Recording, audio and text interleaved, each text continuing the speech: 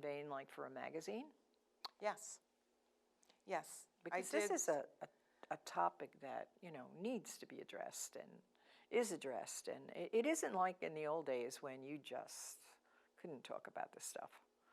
Now it's, it's out in the open, and there's a lot of help for people, I think, as long as they seek the right help. Yes. And that's something that, I think a book like this could definitely do, and you're brave to do this. Thank you. I think.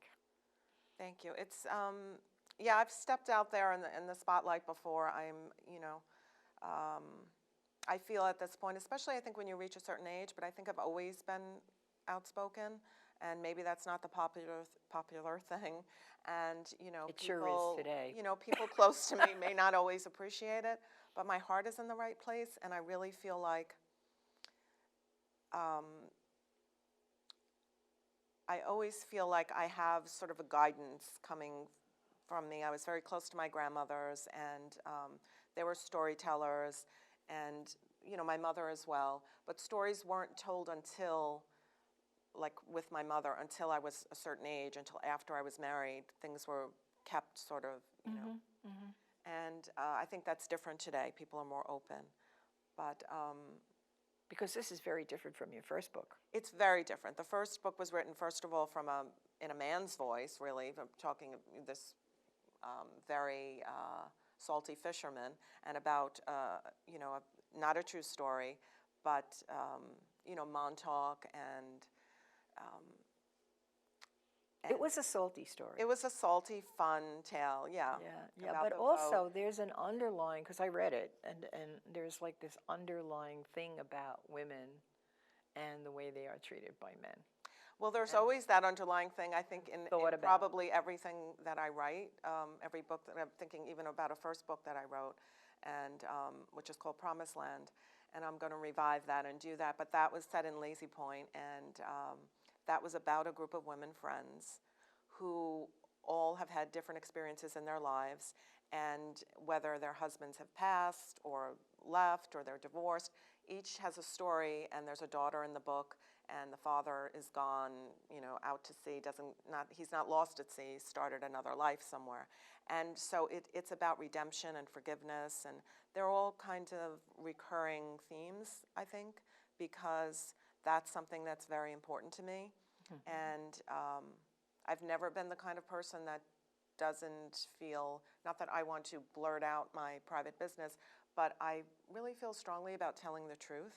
The truth is really, if I had to pick one word, what's your word? My name would be truth. That would be my mantra, because it's important to me. And I don't think it does anybody any favors to make up a story about, like that's not the way it happened, or, no matter what you're talking about. People would say, after I had a child, don't tell them how difficult it was. My mom used to say, people won't want to have children. I said, oh, so I should lie and say this is easy. It's not easy, and I'm just telling the truth. I wish somebody would have told me the truth. Mm-hmm. Not that I wouldn't have had children, but I think, why not speak the truth? And, marriage is not easy. It's not, it can be lovely, and it can be, it can be a nightmare. I mean, let's face it, life is not easy. Writing is not easy. No. So I'm just a big fan of the truth, and I think that it's a good thing. It's more interesting to have the truth is so much more interesting than fantasy. Let's put it that way. Yeah, and the truth can be stranger than fiction. So we can base our fiction on life, because life has so many stories. Truth, portraying things truthfully is definitely a way of communicating with people and helping people. I don't think you really are very helpful if you're, in the world, in la-la land somewhere, not speaking truthfully. But getting back to your books, how do you publish? So the first book, I have sent out books to agents. Someone gave me an agent for my first book that hasn't been published yet. I sent it out. He sent it out, the agent that I had at the time, and to his credit, sent it out to all the big publishers, and I got the infamous rejection letters from, Penguin and Nuff and all these big companies.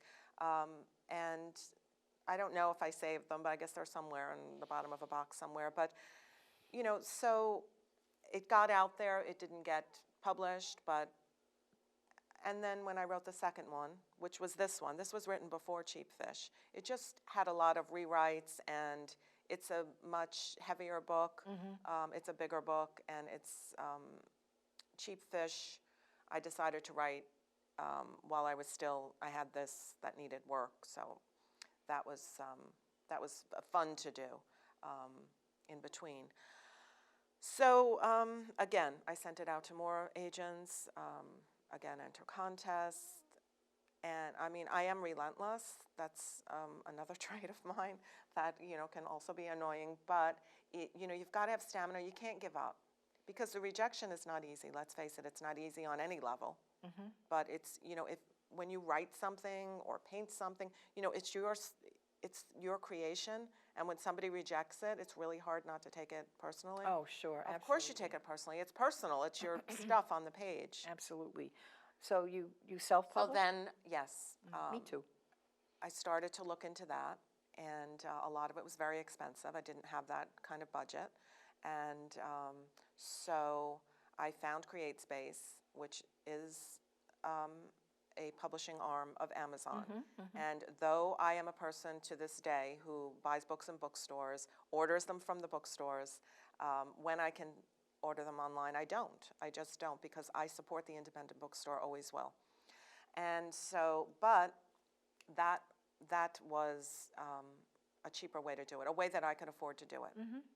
Now, since then, I formed my own publishing company called Blue Bottle Press. So though I don't print the books, I still need a print-on-demand service. So at the moment, I'm still using CreateSpace to print the books, but I have my own Good for you. imprint. Entrepreneurship. Yes, and also because there's a stigma with it. I mean, certain bookstores wouldn't carry it. I'm thrilled to say. Well, there's a whole process that you have to go through with that. Everything is a process. Everything is hurdles that you have to jump through.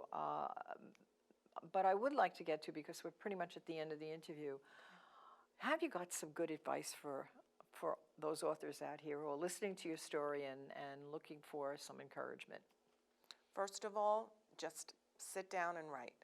Don't wait for this. You don't need the right atmosphere. You don't need the right, just whatever feels good to you. I like to write longhand first, although now I've started my 4th book on the laptop, so I'm not doing so much longhand. But before, I always did it longhand and then transferred it.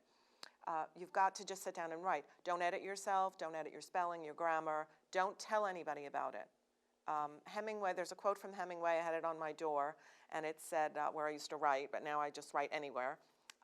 That said, you lose it if you talk about it. So don't talk about it. What are you writing? I'm writing a story about forgiveness. I'm writing a story about women, about men, about fishing, about... You don't have to tell everything. You don't have to tell the title. You don't have to. It's just better if you keep it to yourself, work on it, and then there are great self-publishing companies. Send it to agents. Keep sending it out. Don't be afraid to network. And come on TV interviews. Yes. Use your Facebook page. Everything. Social media. Social media is great for that. Whatever walks across your door that doesn't cost $5,000, use it. Right? And I feel like even if we're not published by the big publishers, we're getting our books out there, because isn't that writing is to be shared? And I think if you paint, you can do like a clothesline art sale. You can go. We have a lot of things for artists out here, but not so much for writers unless you're already famous. Right, right. Well, we're working on that. We're working on getting more book events. Yes. So I hope to see you there at those book events. And so. Best of luck with this book and with your new book. Thank you so much. So nice to have you on the show. It's great to be here again, Linda. Thank you. You're welcome.